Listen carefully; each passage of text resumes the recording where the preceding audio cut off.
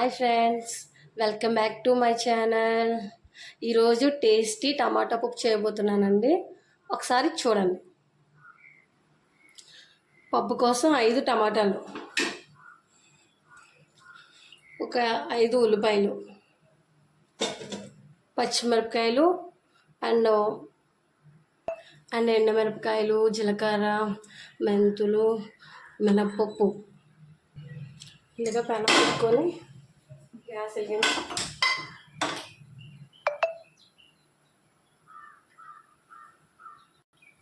Oil వేసుకోవాలండి.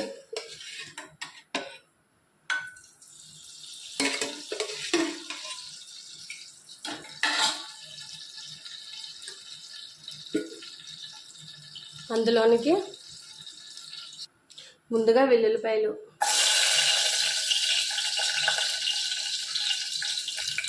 తర్వాత మెంతులు అర స్పూన్ ఏమో మినపప్పు, తర్వాత జీలకర్ర, తర్వాత ఆవాలు, ఇవన్నీ వేసి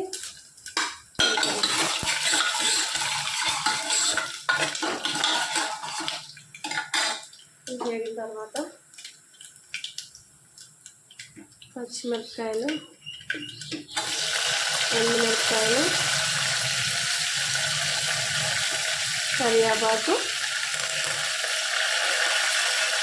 వేసాను.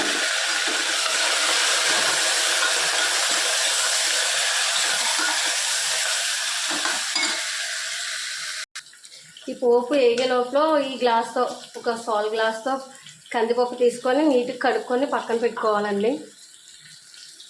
పోపు వేగిన తర్వాత ఉల్లిపాయలు కూడా వేపాలి.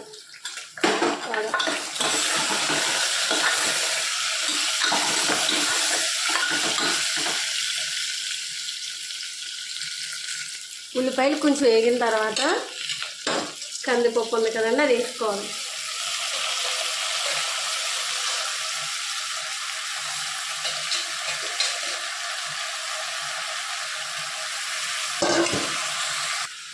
కందిపప్పు వేసి కలపాలి బాగా. అంటే కందిపప్పు బాగా వేగాలండి, వేగితే చాలా టేస్ట్ వస్తుంది అన్నమాట.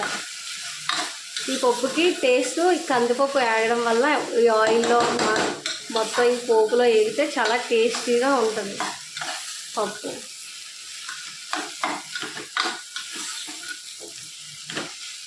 ఒక 5 నిమిషాలు వేగిన తర్వాత పప్పు టమాటాలు వేసుకొని కొంచెం కారం వేసేసుకొని మూత, ఒక గ్లాస్ పప్పుకి 3 గ్లాసులు వాటర్ వేసుకొని అప్పుడు కుక్కర్ విజిల్స్ ఒక 5 విజిల్స్ వచ్చిన తర్వాత కట్టేసుకోండి.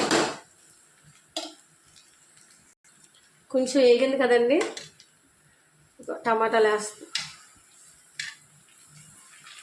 టమాటాతో వచ్చిన వాటర్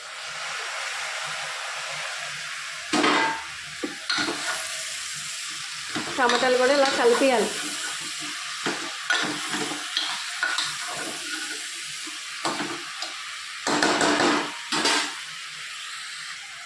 ఇప్పుడే కొంచెం కారం ఒక అర స్పూన్ వేసుకుంటే సరిపోతుంది. ఈ గ్లాస్తో నేను పప్పు తీసుకున్నానండి. ఈ గ్లాస్తో 3 గ్లాసులు వాటర్ వేస్తున్నాను.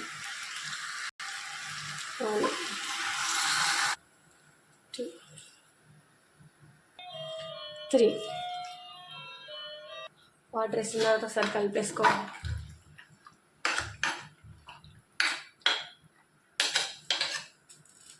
కలిపేసుకొని మూత పెట్టేసుకోవడం అండి.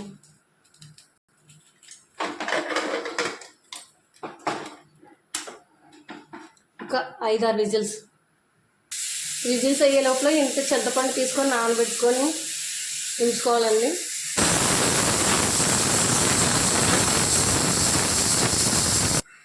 ఇప్పుడు ఇందులోకి ఇప్పుడే జస్ట్ మూత తీసాను. ఇందులోకి ఉల్లిపండు చెప్పాను కదండి, ఉల్లిపాయ వేసుకోవాలి.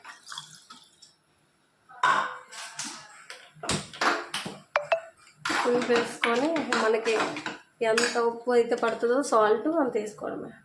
2 స్పూన్లు వేస్తున్నాను.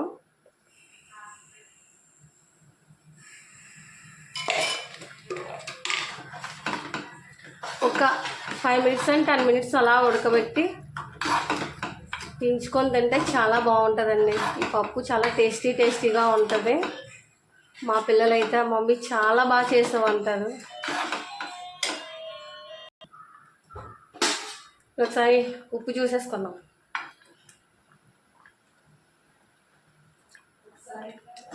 సూపర్, అదిరిపోయింది.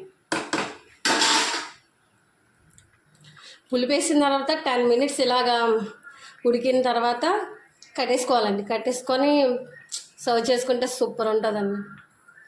Okay friends, bye.